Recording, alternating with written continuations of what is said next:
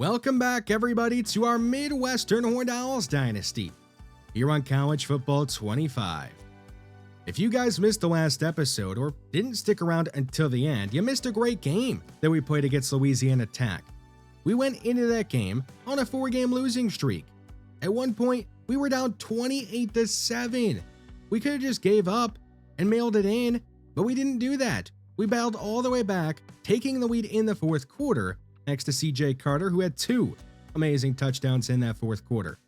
Unfortunately, we would blow it. We would have to go to overtime, but Jerome Moon would pick off a pass. That would be the 3rd turnover that our defense would force in this game. It would give us a chance to walk off winners if we could just score some points. At CJ Carter, he would once again deliver in the clutch. So we did end up walking off winners in overtime over the Bulldogs 47-41, ending our 4-game losing streak. We are now 3-5 on the season, and that was our last conference game of the year. So where do we go from here? Well, our non-conference schedule, it has 3 straight road games in front of us. 3 of our last 4 games are against teams that are 500 or better. We still have 2 games against power conference teams in Northwestern and Alabama, and we have to win 3 of those 4 games to have any chance and make it a bowl game. They're going 500 this year. We will see if we can go on a run here late in this season and make something happen. First up is NIU, who is only 1-7 this year. These 2 schools are only separated by 41 miles, so this could be a nice little rivalry. It was a game in the rain, and it did lead to some really sloppy play, like that, where Zach Hawkins just dropped a pass wide up and down the field.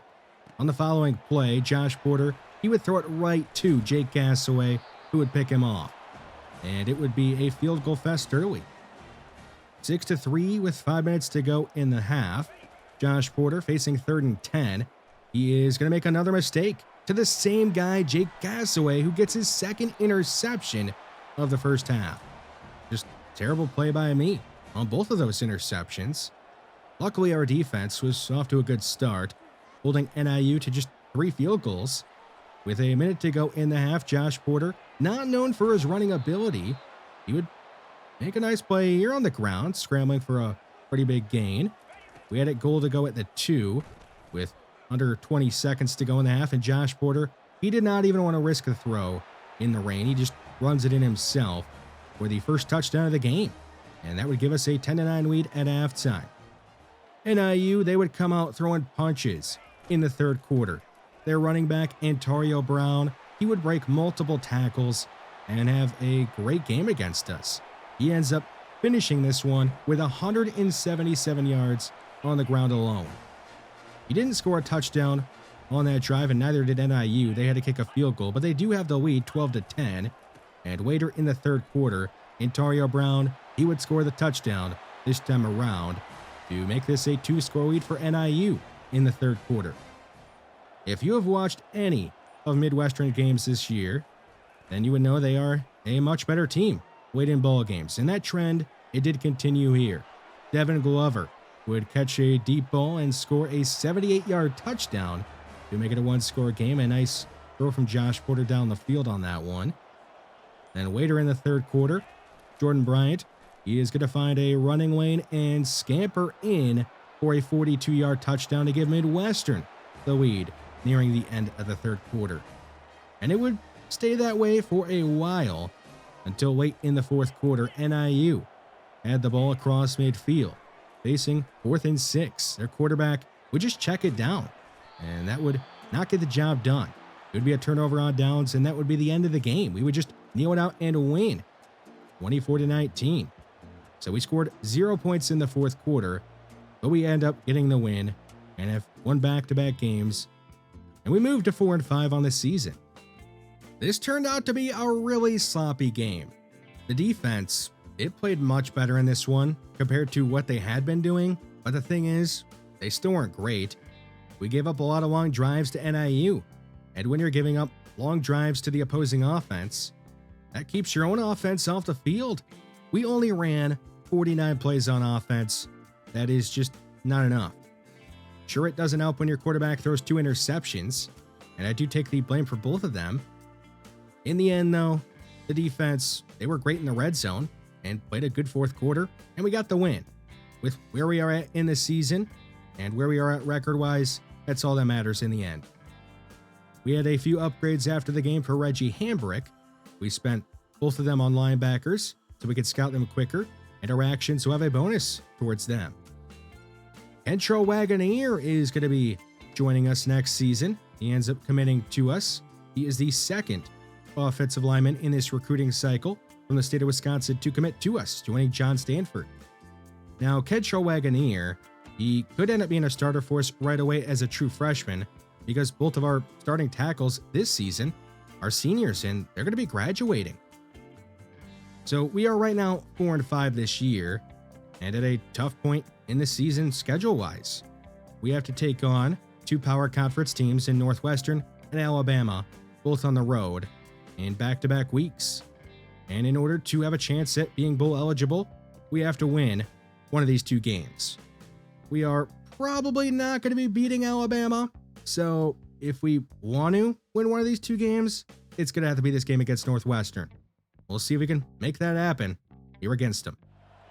We have ourselves a snow game in the first ever meeting between Midwestern and Northwestern. These two schools are only separated by 51 miles, so this is another potential rivalry for us. We are on offense up near midfield. Jimmy Hill off the right side is going to take us across midfield, picking up a 10-yard gain, but no first down. So second and short. Porter and the Horned Owls will go to the air. It is caught by C.J. Carter. He is out of bounds at the 22 of the Wildcats. Midwestern in the red zone, but it's third down. Porter, he's under pressure with nobody to throw the ball to. He's going to throw it into the ground at the feet of Jordan Bryant. So on fourth down, here comes Aaron Farr on to try a 33-yard field goal. And his kick is good to give the Horned Owls an early 3-0 lead. The Wildcats are going to have the ball for the first time today. Here is Calvin Johnson the second, and he's going to have the ball scored out. It's scooped up by Malik Jefferson. He's going to scoop and score, and Midwestern is up 10-0 just like that. What happened here? I mean, he just ran into the back of his own blockers, and then somebody knocked it out for us. Not sure who exactly did that, but Malik Jefferson and Midwestern will take that. Down 10-0, Northwestern in danger of going 3 and out. A throw on the left side is incomplete. A.J. Henning is just not ready for the throw. So Midwestern across midfield, a chance to make this a 3-score lead, and Cameron Barber will get a first down on third and short. Midwestern in the red zone at the 19. A fake to Hill, and Porter is going to whip it out to Zach Hawkins. He is inside the 10 and out of bounds at the 5.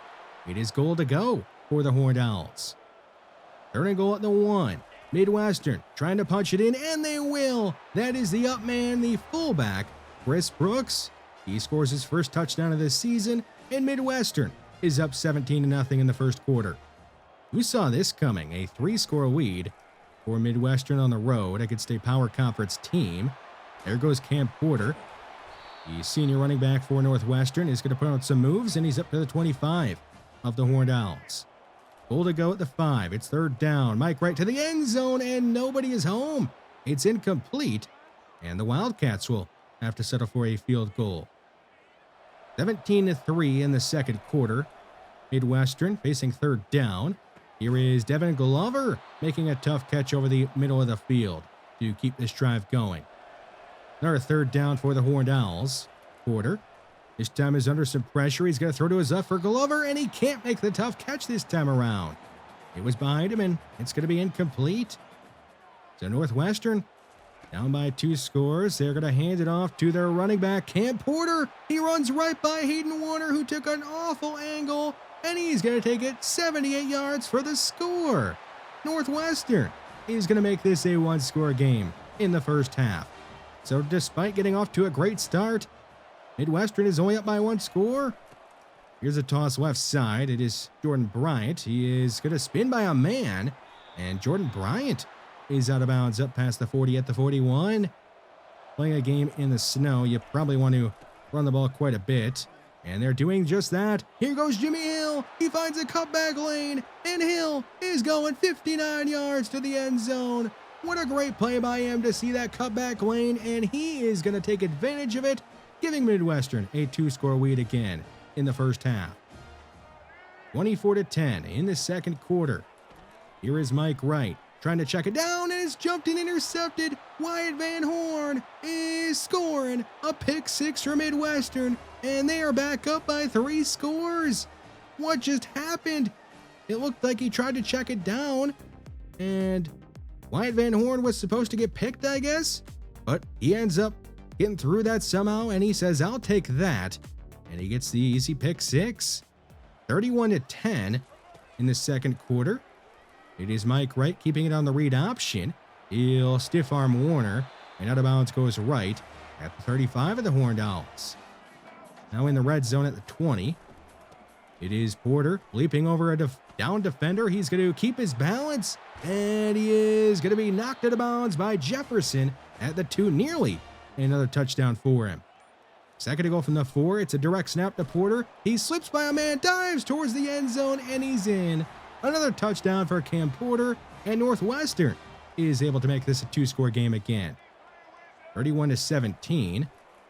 The Wildcats on offense. Here is a dump off that is going to result in a pretty big gain for the Northwestern Wildcats. They're across midfield at the 46. Down to a minute 30 to go in the half. Right, lobbing, and it's going to be caught. What a catch made by A.J. Henning. He had to go up and get that one, and he did just that. At the 23, Right fires to the end zone, and it's caught by A.J. Henning. It looked like Zion Chambers had a chance at picking the ball off or making a play on it, but he didn't do anything. So we have a 1-score game nearing the end of the first half. Porter, it is he let it go, and it's picked. Nick Mills, the defensive lineman who leads Northwestern in sacks, gets a pick 6, and we have ourselves a whole new bowl game. We're all tied at 31. Did we really just blow another big lead like we did against Jacksonville State? Man, this is tough. We get off to a good start, but then the defense, they start to fade, and then the offense makes one really bad play, and this is a whole new game. Jordan Bryant runs up the middle on 3rd down, keeping this drive going, and he's down the 40-yard line of Northwestern. There's 24 seconds to go in the half. Porter facing a blitz. He's going to be forced to get the ball out quickly, and Jordan Bryant is going to turn upfield. He is knocked out of bounds at the 6. It is going to be goal to go for Midwestern.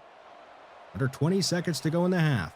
Porter under pressure. He avoids the first defender, but not the second. The ball, and it's knocked out, but Midwestern is on it, and they do get to keep possession. They had to burn a timeout. Now back at the 15. Porter, right side it is. Caught by Jason Toon, and Midwestern is at least able to put together a good drive to end the first half, and they will head into halftime with a slim lead. 38-31 in the third quarter. Northwestern tried to put together a good drive. Here is a pass getting caught by their leading receiver, Bryce Kurtz, who had no catches in the first half. So I'm sure they want to get him more involved in the second half.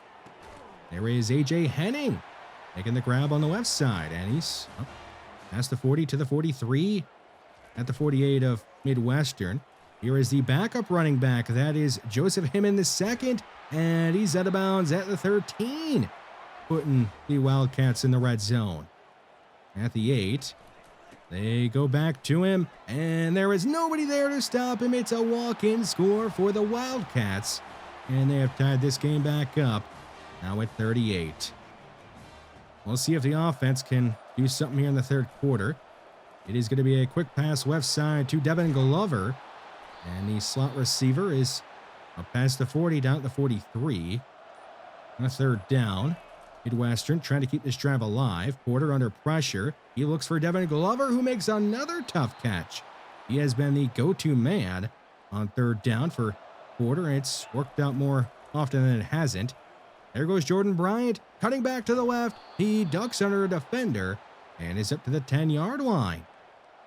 Midwestern trying to finish off this long drive with a touchdown. Barber is going to power his way in. He is the 3rd different Horned Owl running back to score a touchdown today, and he is going to make this a 45-38 game in the third quarter. The Wildcats on offense. There is Mike Wright getting hammered by Joe Moss. The ball got knocked out, but he does fall back on it. The Wildcats would do nothing after that, though. So the Horned Owls with a 7-point lead in the fourth quarter, and they now have possession and have a chance to add on. Jordan Bryant, he's going to dance around and eventually pick up a good gain to make it 3rd and short. 3rd down. Here is Jimmy Hill. He is going to grind away and get the first down. That's really the best way to describe the Midwestern offense in the second half. They've been grinding away drives. Fake to Bryant. Porter booting to his left. He's got a man open. He's going to set his feet and throw down the field for him. It is C.J. Carter. He's got a huge gain and is going to put the Horned Owls just outside the red zone. Now goal to go at the 2. It's 3rd down. Porter tosses right side to Bryant, who's got to cut back immediately, and somehow he is going to score. He is the 4th different Horned Owl to score on the ground in this game. How did he just score on that? We got to take another look at it. This really should have been a huge loss, and we should have had to kick a field goal. But Jordan Bryant, he is just such a special player that he saw this lane and made this touchdown possible. 52-38, getting late in the fourth quarter. Northwestern put together a good drive, and there is going to be a sack for Michael Brooks, who is actually redshirted, but he's getting a chance to play late in this game. 4th and 8, right? And the Wildcats, they need something, but they will get nothing. Andrew Bell, another backup for us, is going to make a play and end that drive. It would be a turnover on downs. We would not be able to run this game out. So the Wildcats got another possession, and they were way back at their own 4. Right is going to just lob it up, and it's going to be picked off by Rodney Bridges with 0s on the clock. The wide receiver is going to end the game. Yes, we put a wide receiver out there on the Hail Mary, because why not? So we do end up getting the big win, 52-38, in the first ever meeting between these two teams. And we have now won 3 games in a row and have given ourselves a really good shot at making a bowl game. Jordan Bryant, player of the game, easily. 19 carries, 129 yards. That doesn't even factor in that he was a really good pass catcher for us as well. The offense was pretty good in this one, going up against a tough matchup, but you also got to shout out the defense for getting a few takeaways. One on special teams, and then, of course, Wyatt Van Horn had the big pick 6. Josh Porter, not his most efficient game.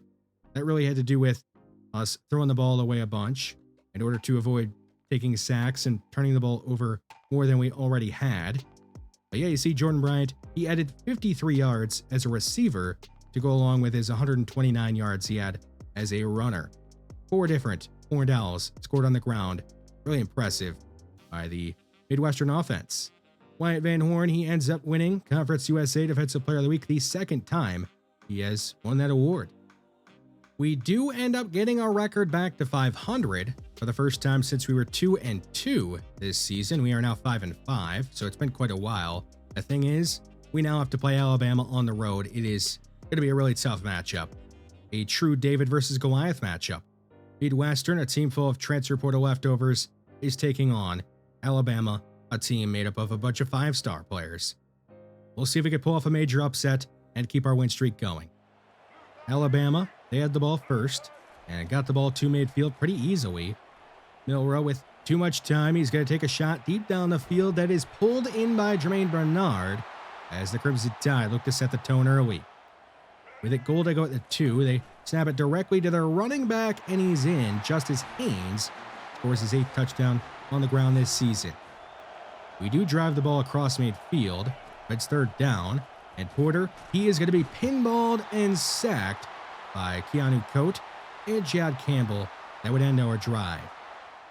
Alabama facing 3rd and 10 at 37 of Midwestern. This time pressure is going to get to Milrow, but he gets away for a second, but he can't avoid DeMarcus Perkins, who teams up with Joe Moss to end the Alabama drive as they got sacked out of field goal range. So a 7-0 game as we near halftime. Midwestern at least keeping it close. And they do connect on a deep ball of their own. Denard Stockton out of bounds with a gain of 36. Down to 2 minutes to go in the half. Porter is going to go underneath, and Bobby Woods, he drops one. That could have been a touchdown possibly. On the very next play, we are going to toss it right side to Jordan Bryant, who gets a block, and maybe too good of a block. It is going to be a holding call against Bobby Woods, who made back-to-back mistakes, and that would be a real drive killer. So we end up trotting on Aaron Farr to try a 31-yard field goal. He's already not a good kicker, and you put him in this type of environment, of course he's going to miss. It wasn't even close. Alabama, they would put together a great drive with momentum on their side and score a touchdown late in the first half and make this a 14-0 lead at halftime. To start the third quarter, we had possession. It would be a really quick possession as our left tackle, Powell Jr., he just completely forgot how to play football. He lets Keanu Coate go around him not just once, but twice, untouched, for 2 sacks on that set of downs. Alabama with a goal to go at the 2, already up 14-0. And of course, Jalen Milroe, he's going to run in a touchdown himself to make it a 3-score lead. We did put together a great drive and had the ball just outside the red zone. Could we score some points on this drive? Jimmy Hill, he's going to make the catch. He's got a hat on a hat in front of him, and he scores. So we do avoid the shutout and score a touchdown of our own to make it 21-7. Alabama, they got the ball, goal to go at the 3. And Milroe, he's going to boot to his left fire into traffic. It would be caught for a touchdown to make it a 3-score game again. In the fourth quarter, it is 28-7, Alabama in control, but maybe not complete control. A fumble is going to be forced by Hayden Warner. It gets scooped up by Deshaun Rockwell. Could he scoop and score? Unfortunately, he could not. He is going to be tackled from behind at the 5 by a wide receiver. The problem with that is that this Alabama defense is really good. We could not score on the first 3 plays of it being goal to go. So we had to score here on 4th and goal to have any chance at making a comeback. Porter, he got pressure put on him early. He went underneath, and it ended up being incomplete. The defense, they did actually get a stop and give us another chance. But our offensive line, they got whooped all game long, and that continued all the way through the rest of this one. Facing 4th and 20, Porter, he did not want to get sacked again, so he heaved it up into double coverage for C.J. Carter, who has made some pretty good plays, but he couldn't make one here as it gets picked off by Keon Sabb, who turns this into a pick-6 somehow, and that would end the game. We end up getting humbled, losing 35-7 to Alabama. So the win streak, it is no more, and we are now back under 500 with just 1 game to go in the regular season. Considering the opponent, this is probably the best our defense has looked all year long.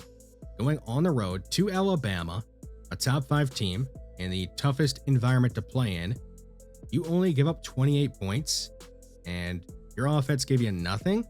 That's pretty good. That last touchdown, I'm not counting against them. Clearly that was not on them. It was a pick-6. Tough day for the offense, especially the offensive line, who was just dreadful. I know it says they only give up 1 sack. Clearly, they're not tracking that right because it was a massacre. I mean, there was just some plays where you didn't have a chance. It was like 1.2 seconds before Porter was getting hit. Joe Moss ends up getting CUSA Defensive Player of the Week. Fully deserved. 4 TFLs against Alabama. Pretty impressive. JD Brittingham, he is going to be committing to us, and this is probably the best commit we're going to end up getting. He is likely going to have a pretty good development trait and be a day 1 starter for us. 76 power moves, 93 strength, 79 speed.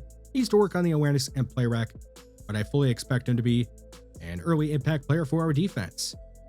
We also got Darren Abraham to commit to tight end out of Georgia, who was interested in coming to Midwestern before the year even began, so it's nice to be able to finally get him to commit. He is a really good run blocker and a good pass blocker. He's actually better at blocking than some of the offensive linemen we have already on the team. If he can be a decent pass catcher at all, he is going to be a really good player. He's already pretty good. Just 1 game to go in the regular season, and our bowl eligibility, it all rides on it. We'll take on UMass in the next episode. If we win, we have a chance to make a bowl game. If we lose, we'll be finishing this season under 500. We'll see what happens. Thanks for watching this one, and I will see you in the next one.